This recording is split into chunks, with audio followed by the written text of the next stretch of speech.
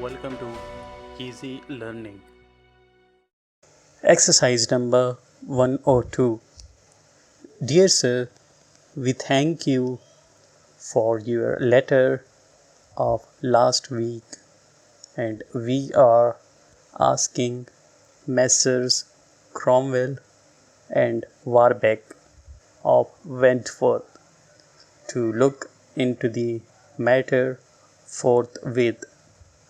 We hope that the flow of water into the workings may dwindle away with the advent of the dry weather, and that the trouble may cease of itself.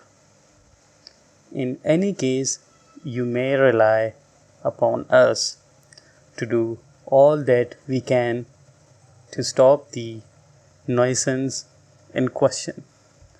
We have already told our engineer, Mr. Walter Wilson, to make close inquiry into the matter, and we thank you again for the kindly way in which you have warned us of the possible loss both to ourselves and to you. Yours truly. Full stop.